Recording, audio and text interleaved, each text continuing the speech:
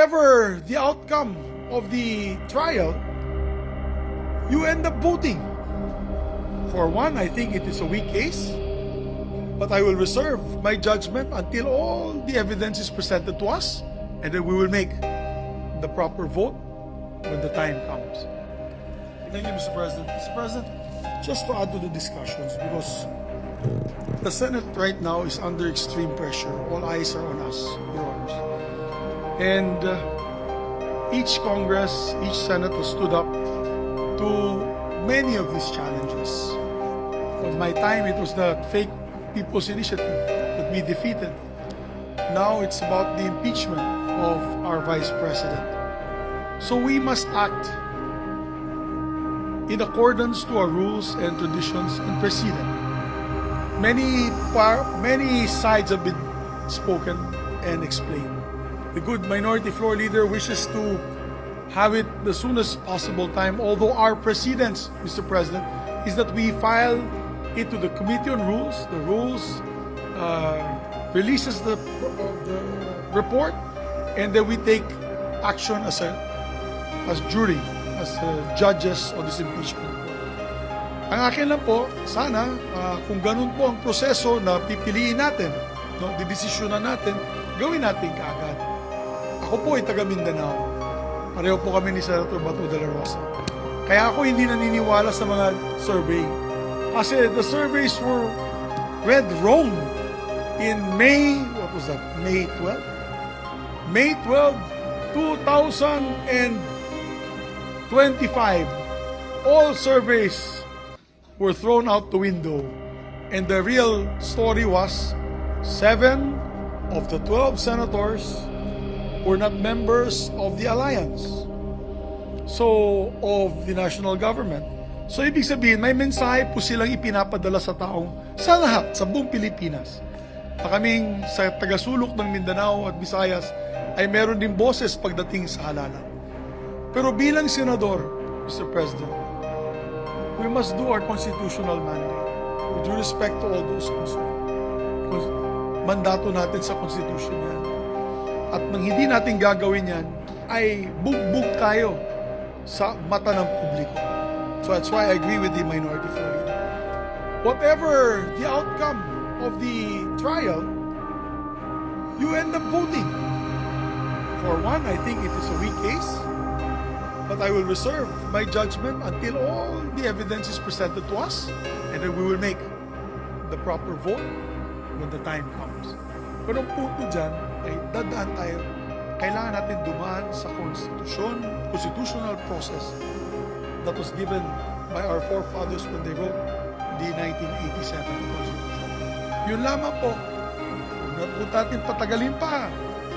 At sa tingin ko, isa pang tanong ay pwede ba ito tumawid sa 20th Congress? Personally, I've said this to the media, personally, I think hindi siya pwedeng itawid sa 20th Congress. Na kung pwede, pagdebatihan na natin yan ngayon. Kung gusto nyo, hanggang petsa 30 ng Hunyo, araw-gabi, nandito tayo. Pero kasi, meron pa mga constitutional questions with the Supreme Court.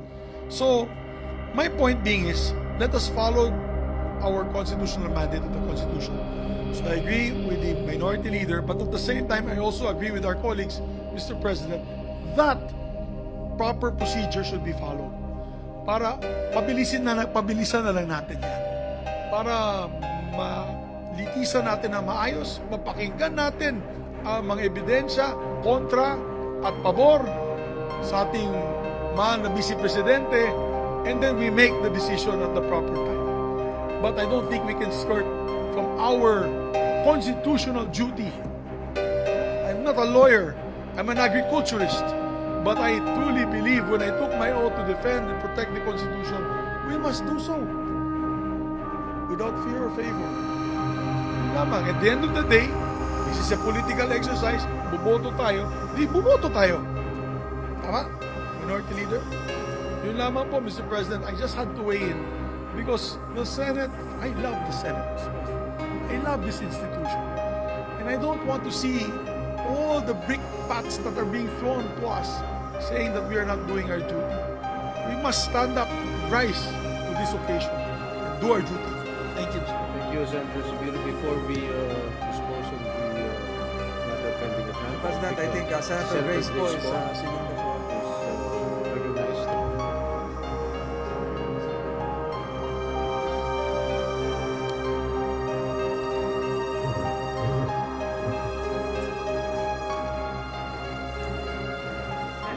Mr. President, it's really, I think, beneficial for all of us to have heard also the opinions and also the research of our colleagues, particularly what was mentioned by both Senator Coco and Senator Risa, na it doesn't really matter what our personal opinions are with regards to the issue. What we are really trying to follow right now is what our mandate is, which is to actually make sure that we exercise this right to hear the cases on both sides. Eh, hindi pa na nga natin naririnig yung mga kaso dahil hindi pa nga nagpepresenta. Hindi tayo makakagawa ng mga desisyon ukol dyan. At saka kami rin po, hindi na rin kami aabot dun sa punto kung saan magkakaroon ng desisyon. Pero naniniwala ako na ito nga ay ating responsibilidad na dinggin. Ngayon, ang tanong ko lang, kasi sinasabi palagi, no, alam naman natin, abogado si Minority Leader Coco Pimentel, na sinasabi niya, we cannot exactly say that this is the same as the rules of the court, because this is also a political exercise. Meaning, I also agree that it can continue. Kasi nga, di ba yung sa Senate Electoral Tribunal cases na natapos na yung isang Congress, ay patuloy pa rin yung mga kaso dyan. So, pero ang isang tanong ko, ewan ko kung makakasagot nito. Kasi di ba, ang official date na matatapos talaga yung 19th Congress is June 30. Di ba? So, is there anything in the rules that says that even if we adjourn on the 11th, na pwede pang ipagpatuloy yan kung if the Senate President, for example, makes a motion and then we vote on it? Is this something that can be continued until June 30? Yun lang yung tanong ko. May makakasagot ba niyan? Maybe the minority leader being a lawyer can readily answer the question of Senator Grace. Majority leader is also a lawyer, but Where is the it's majority nowhere to leader? be found. But, Mr. President, yan po yung atin ang sinasagot noon kasi nag-introduce sila ng konsepto na pagka sine die adjournment, no matter can be taken up. Inayos na natin yan, ang sinabi natin, non-legislative matters can still be taken up. Kaya meron mga hearing. Yes, up to, hindi na, non-legislative na kasi ang hearing, ang committee hearings, legislative pa rin yun. So, a non-legislative matter can still be taken up. Pero may hangganan, up to, may hangganan yung kami, for example, na end of term, hanggang 12 noon of June 30 lang kami, 2025, pwede mag-participate sa non-legislative matters because our terms are ending or have ended. No, So, exactly my point. So, you can still participate because it's a political exercise, not necessarily legislative, Yes. hanggang June 30. 12 noon, kami po magagraduate na apa. Okay. Eh, paano yung mga hindi mag-graduate? Well, no problem. Tuloy-tuloy. Mr. President. Because at a minute after 12 noon, actually, or a split second after 12 noon, the newly elected senators are joining you. Yung mga hindi gagraduate, they have by force of law joined the remaining 12 senators. So, pwedeng tuloy-tuloy. In my opinion, yes, pwedeng tuloy. Hindi, pero paano ngayon yan? Kasi, di ba, mag-a-adjourn tayo sine die on the 11th, right? So, ibig sabihin, wala nang mga hearings din nun kasi legislative matter yon. The committee hearings pursuant to bills and resolutions, yes, wala na. How about investigations? Wala na. Wala na talaga. Okay. So, that's just a clarification I wanted to make. Kasi minsan, pag nagkakaroon tayo ng break, di ba? break tayo, pero tuloy pa rin yung mga hearings. Kasi, basically, that's still a whole term. Tuloy-tuloy pa rin yun. So dito, in this case, sinidya tayo, no more legislative matters, but others can be tackled. Yes, there have been Supreme Court cases ruling that the non-legislative function of the Senate continues even after the sine die adjournment of the Senate as a legislative. Yeah, I guess this is something that maybe the majority leader can Just to clarify. put some meat to what Senator the Joel. minority leader is talking about, I'm not a lawyer, but as a student of history, the impeachment court is sui generis, a class of its own, and as mentioned by the minority leader a while ago, the Supreme Court decision, Pimentel Jr. versus Joint Congress, Mr. President, napakaklaro po doon that the adjournment does not necessarily affect its non-legislative functions. Doon po sa binanggit ng ating kasamahan, Senator Grace po, meron bang rules? Doon po sa rules ng Senado, yung Senate rules as provided in Rule L, Section 135 of the same, nakalagay po doon, the Senate can carry over an impeachment into a subsequent Congress. At sinasite po nito yung Riddick's precedents and practices. It cited as an example yung impeachment against U.S. District Attorney, etc., etc. So, just to put that on record, Mr. President, and help in the discussion of my dear colleagues. Thank you. Thank you, Senator Joel. Majority Leader, I think you have a Just a point of clarification. There was a different rule. opinion. There was a rule mentioned pronouncing a carryover. Maybe the Yes. exact page. Maybe Senator Coco Pimentel. May you please answer the query of the Majority Leader, Mr. Minority Leader? The exact provision, Mr. President.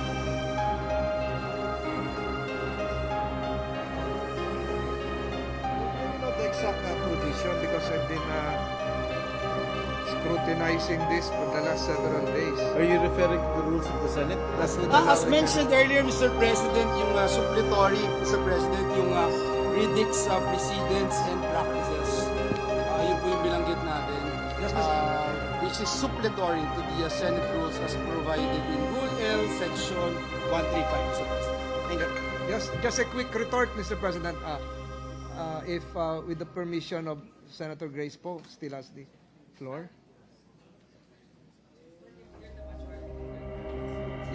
Just a quick retort. Alam mo, Mr. President, lagi nababanggit yung i-clarify ko na. Matagal ko nang gustong i-clarify ito. Meron daw mga Supreme Court decisions na sinasabi pwedeng ituloy yung non-legislative functions. Binabanggit yung Pimentel versus in the Pimentel case, National Board of Canvassers. Meron pang binabanggit yung I think Francisco. Mr. President, let me just clarify this. For the sake of academic and scholarly good atmosphere for law students and members of the bar as well. Alam niyo po, yung mga binabanggit na non-legislative functions, wherein the Supreme Court allowed the continuation way beyond the period of or the lifespan of a Congress, refers to a periodically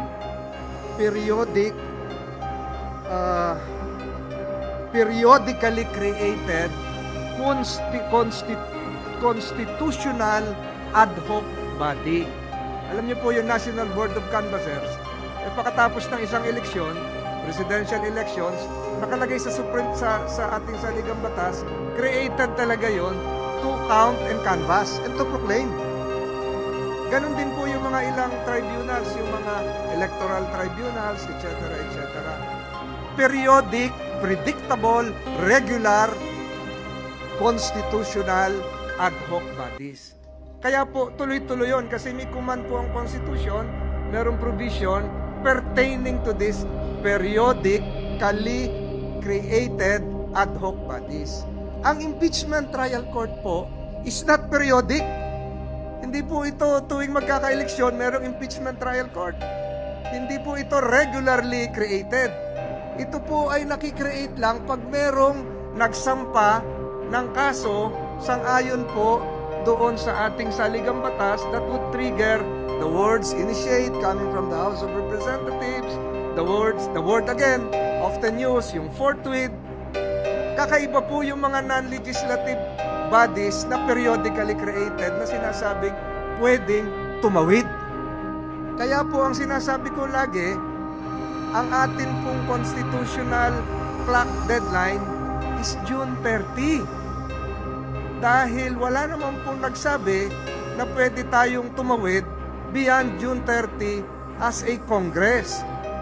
Citations were made concerning the British Parliament, the US Senate. Alam niyo po, yung British Parliament, the last impeachment case was held 1806. Yung po yung sinasite ng US Senate. Pero those bodies are structurally different from the Philippine Senate. Kaya hindi po tayo continuing. Pwede sabihin, partially continuing.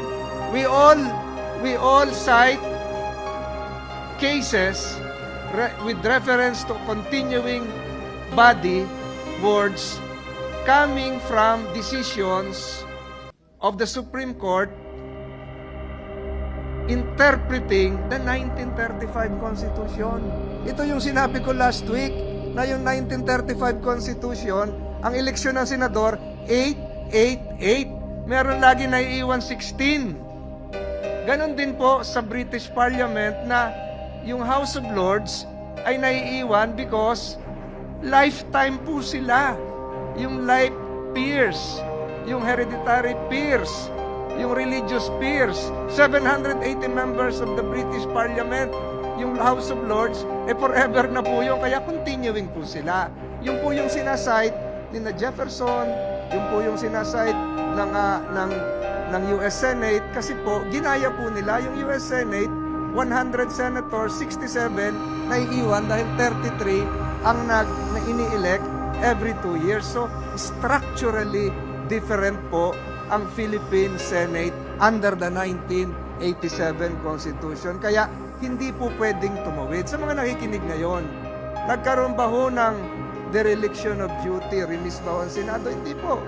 Naniniwala po tayo, sinabi kanina na sinimulan po ni Senate President. Ako nga po kanina, for the information of this body, para po magkaroon ng semblance of rule, sinabi ko, we can do this in 19 days.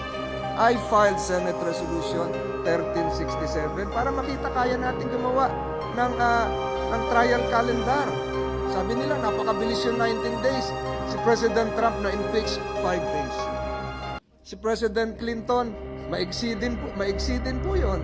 So, ibig ko sabihin, Mr. President, we can still start the impeachment process, but I stick to the constitutional precept that we cannot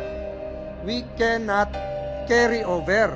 We cannot allow a crossover or carry over because it is not part of the Constitution. We can only interpret the word as enshrined in the Constitution. I'm sorry, Senator Grace, I've taken much of your time. I just responded to some queries, statements made a while ago, and just to spread this into the record before we again ask the good minority leader to perhaps rephrase his motion. No, I think it's very important for us to hear all sides with regards to the matter. And what just to clarify what the gentleman from Cavite is saying, that sige, dinggin natin ito hanggang 30th ng June. Pwede. Huwag lang tayo lalagpas doon sapagkat hindi na pwede. Okay, ngayon, ito yung tanong ko. Yung sa respondent, meron siyang apparently 10 days para sumagot. Diba? Hindi pa na-file na ba sa Committee on Rules dito? So, has she been notified already of what she has to face? And has the 10 days started? Not yet, right? Not yet. Okay, so meaning, let's say we start on the 11th, which is Wednesday, or even tomorrow, which is the So, hindi pa talaga sila pwedeng humarap hanggang 20th. Kasi 10 days eh. Di ba? So, pwede ba tayo magkaroon ng hearing na yung respondent ay hindi pa ready with her reply? I mean, is there a process within the impeachment that does not require the respondent to be present yet? It's just the presentation of, I don't know, evidence. I mean, this is just a parliamentary query. Meron po kasi magko-constitute nga as an impeachment court at manunumpa. Manunumpa yung Senate President as the presiding officer of the trial court. Manunumpa rin po lahat tayo. So hanggang as panunumpa members lang. of the... How about the presentation of evidence? Pwede ba? Wala pa ho. Wala pa ho. Yung presentation ng articles of impeachment to be done by the panel of prosecutors. Yung susunod-sunod, pag nagkaroon na ng joinder of issues after the submission of the answer, doon na po matitrigger po yung iba, yung prosecution has the right to reply. Tapos sunod-sunod na po yun. So, ang ibig sabihin, after the swearing in and then reading of the articles of impeachment, may break ng 10 days kasi hihintayin pa natin yung sagot. Correct. Okay, so wala din namang mangyayari. So, what the gentleman is saying na pwede natin to stretch until the end, hindi rin eh, kasi 10 days na lang din ang matitira from, let's say, the 10th until the 30th. 10th, 20th, 21st to 30th. I 20 filed 20 days. Yes. 20 days. So 20 days. I filed an indicative calendar just to show Mr. President na sa taong bayan na hindi naman natin nakaligtaan yung ating trabaho. Pero tama. Pero the Iniwan actual, nating nakatiwangwang. Tama. But the actual discussions can't begin until after the earliest, the 21st. Diba? Kasi wala pang response. At yun Correct. lang, yan. Yun lang. Correct po yun. Pero yung sa yung submission of trial briefs, June 22, etc. until the rendition of a verdict, Mr. President. Pwede ba yun? Parang budget, yung wala nang matutulong para lang tapusin yun. Siguro po kung with the cooperation and physical, kung papayag po kayo, kung papayag din po ang prosecutors. No, but kasi I'm also of the opinion. Okay. Well, first of all, we cannot make judgments right now. Yeah. And I feel that it is the right of the respondent to be able to defend herself. Correct. And in fact, we can never say whether guilty or not kasi hindi pa nga natin alam eh. Correct. And the respondent herself is saying na give her a chance also to be able to confront. I mean, she's confident about it. But I agree with the minority leader that kung yung Senate Electoral Tribunal, which is actually, of national interest, but maybe not as much as this one, na itatawid natin for other congresses, and even in the U.S., natatawid din yung impeachment in the next Congress. I know what you're saying. There's no term limit in the U.S. Pero I think, again, may mga nakausap akong members of who served before the Supreme Court. This is a political exercise. It's not, I guess, it's not bound by very strict rules of court. So, yun lang. But we appreciate what the minority leader is also raising.